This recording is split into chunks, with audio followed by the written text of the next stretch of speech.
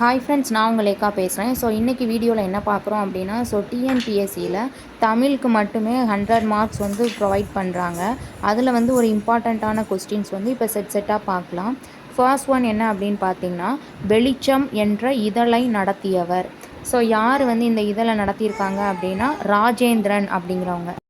Second one பார்த்தீங்க அப்படின்னா, காலம் கலனே காரணம் என்று இம்மூவகை ஏற்றி மொழி நகரும் உளரே என்று கூறியவர் யார் அப்படின்னா, ஆன்சர் பவனந்த முனிவர்.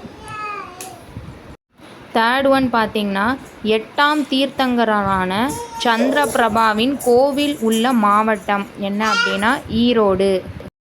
ஃபோர்த்து கொஸ்டின் பார்த்தீங்கன்னா, முத்துலிங்கம் அவர்களின் தமிழ்நாடு அரசின் முதல் பரிசினை பெற்ற நூல் அப்படின்னு கேட்டிருக்காங்க. ஸோ முத்துலிங்கம் அப்படிங்கிறவர் எந்த நூலோட ஆசிரியர்? அவங்க தமிழ்நாடு அரசோட ஃபர்ஸ்ட் ப்ரைஸை வின் பண்ணியிருக்காங்க. அந்த நூலோட பேர் பார்த்தீங்கன்னா வம்ச விருத்தி. ஃபிஃப்த் ஒன் பார்த்தீங்க அப்படின்னா, புலமை கதிரவன் என்று போற்றப்பட்டவர் யார் அப்படின்னு கேட்டிருக்காங்க. ஆன்சர் மகாவித்துவான் மீனாட்சி சுந்தரனார். அடுத்து சிக்ஸ்த் ஒன் பார்த்தீங்கன்னா, 2 கூற்று கொடுத்துருக்காங்க. அதில் எது சரி தவறுன்னு கண்டுபிடிக்கிறது. கூற்று 1, அழகிய பெரியவனின் இயற்பெயர் அரவிந்தன். கூற்று 2, மீள்கோணம் என்னும் புதினத்திற்காக தமிழக அரசின் விருது பெற்றவர்னு சொல்லியிருக்காங்க. ஆப்ஷன் என்ன அப்படின்னா, கூற்று 1 மட்டும் சரி. அழகிய பெரியவன், இவரோட இயற்பெயர் என்ன அப்படின்னா அரவிந்தன்.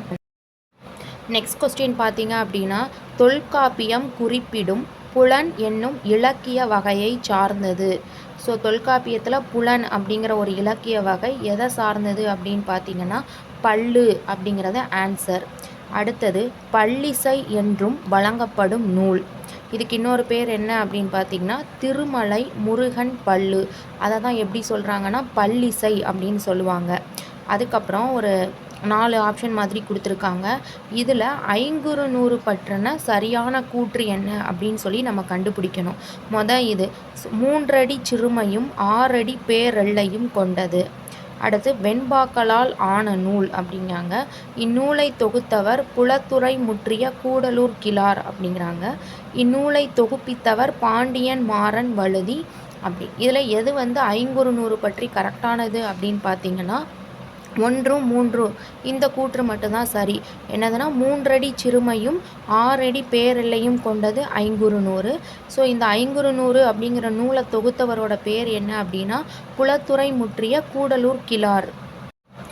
சங்கீத வித்யா மகாஜன சங்கம் அப்படிங்கிற அமைப்பை உருவாக்குனது யார் அப்படின்னா, ஆப்ரகாம் பண்டிதர் அப்படிங்கிறவங்க. அடுத்து சேயோன் மேய மைவரை உலகம் அப்படிங்கிறத எந்த நூல் உரைக்குது அப்படின்னா, தொல்காப்பியம். அடுத்து பொறுத்துக பார்க்குறோம். நூபுரம் அப்படின்னா சிலம்பு, மாசுனம் அப்படின்னா பாம்பு, இஞ்சினா மதில், விலாசம் அப்படின்னா அழகு அப்படிங்கிறது தான். நெக்ஸ்ட் பார்த்தீங்க அப்படின்னா, தமிழில் முதலில் வண்ணச்சிந்து பாடியவர் யாருன்னு கேட்குறாங்க. அது யார் அப்படின்னா, அண்ணாமலையார். இவர் தான் என்னதான் ஃபர்ஸ்ட்டு தமிழில் வண்ண சிந்து அப்படிங்கிறத பாடியிருக்கிறார். அடுத்த கேள்வி பார்த்தீங்கன்னா, குறுந்தொகை பற்றிய சரியான கூற்று. அப்போ 500 பார்த்தோம் இல்லையா, அதே மாதிரி இதில் குறுந்தொகையை பற்றி கேட்டிருக்காங்க. நல்ல குறுந்தொகை என சிறப்பித்து உரைக்கப்படுவது. இது முதலில் தொகுக்கப்பட்ட தொகை நூல். இந்நூலை தொகுத்தவர் பூரிக்கோ. இந்நூலை தொகுப்பித்தவர் பாண்டியன் மாறன் வழுதி. ஸோ இதில் எது குறுந்தொகையை பற்றி கரெக்டானது அப்படின்னு சொல்கிறாங்கன்னா, நல்ல குறுந்தொகை அப்படின்னு சொல்லிட்டு இதை சிறப்பித்து உரைக்கப்படுறது அந்த முதல் கூற்று சரி. இரண்டாவது பார்த்திங்கன்னா, இதுதான் முதல்ல தொகுக்கப்பட்ட ஒரு தொகை நூல். அதுதான் என்னென்னா குறுந்தொகை. இந்நூலை தொகுத்தவர் யார் அப்படின்னா பூரிக்கோ. இந்த 3 கூற்றுமே குறுந்தொகை பற்றி சரியானது. நெக்ஸ்ட் பார்த்தீங்கன்னா, எக்ஸ்ட்ராக்ட்ஸ் ஃப்ரம் புறநானூறு அண்ட் புறப்பொருள் வெண்பாமாலை அப்படிங்கிற தலைப்பில் புறநூற்று பாடல்கள் சிலவற்றை ஆங்கிலத்தில் மொழிபெயர்த்தவர் யார் அப்படின்னா, ஜியு போப் தான் ஆன்சர். அடுத்த கொஸ்டின், நவீன தமிழ் இலக்கிய மறுமலர்ச்சிக்கு வித்திட்டவர் யார் அப்படின்னா, சு செல்லப்பா. இவர் தான் எதுக்கு வித்திட்டிருக்காரு? நவீன தமிழ் இலக்கிய மறுமலர்ச்சிக்கு. அவர் பேர் என்ன அப்படின்னா, சு செல்லப்பா அப்படிங்கிறது.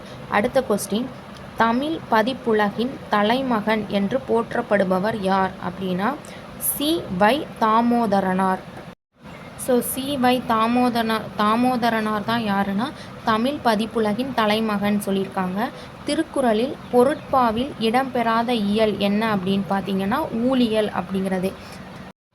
அடுத்த கொஸ்டின், கவி அப்படிங்கிற இதழை நடத்தியவர் யார் அப்படின்னா மீரா. ஸோ மீரா அப்படிங்கிறவங்க தான் கவி அப்படிங்கிற ஒரு இதழை வந்து நடத்தியிருக்காங்க. நெக்ஸ்ட் ஒன் பார்த்தீங்க அப்படின்னா, அரும்பும் மலரும் அரும்பினி தீர்வும் ஒருங்குதம் காரணத்து ஆக்கம் உணர்த்தும் மரங்களும் மண்ணுயிர் எய்தின. ஸோ இந்த பாடல் வந்து இந்த மாதிரி ஒரு வரிகள் ஒரு நூலில் வந்து இடம்பெற்றிருக்கு. இந்த பாடல் வரிகள் அது எந்த நூல் அப்படின்னு பார்த்தீங்கன்னா, ஆன்சர் வந்து நீலகேசி. நெக்ஸ்ட்டு அந்த நீலகேசி பற்றின ஒரு சரியான கூற்று வந்து கேட்டிருக்காங்க. ஃபர்ஸ்ட் ஒன் பார்த்தீங்கன்னா, குண்டலகேசி என்னும் நூலுக்கு மறுப்பாக எழுதப்பட்டது. 2வது தமிழில் எழுதப்பட்ட முதல் தருக்க நூல். 3வது அகவற்பாக்களால் ஆனது. 4வது கடவுள் வாழ்த்து உட்பட 894 பாடல்கள் உள்ளன. ஸோ இதில் சரியான கூற்று என்ன அப்படின்னு பார்த்தீங்கன்னா, குண்டலகேசி அப்படிங்கிற நூலுக்கு வந்து மறுப்பாக தான் இதை எழுதியிருக்கிறாங்க.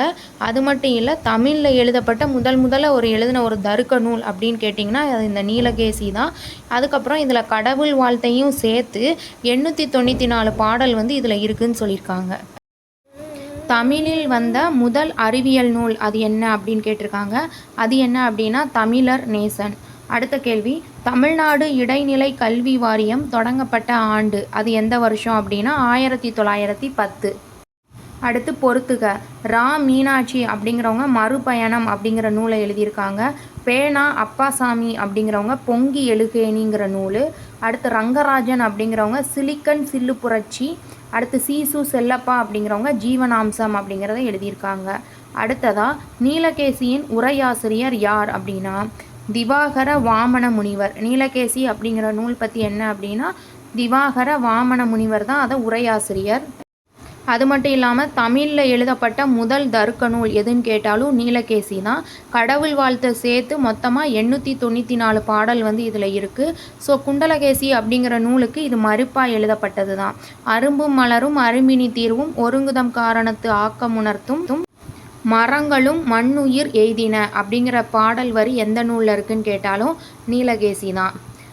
இந்த வீடியோ உங்களுக்கு பிடிக்கும்னு நினைக்கிறேன் ஃப்ரெண்ட்ஸ். இந்த வீடியோ உங்களுக்கு பிடிச்சிருந்தது அப்படின்னா லைக் பண்ணுங்கள், ஷேர் பண்ணுங்கள், மறக்காமல் என்னோடய சேனலை சப்ஸ்கிரைப் பண்ணுங்கள்.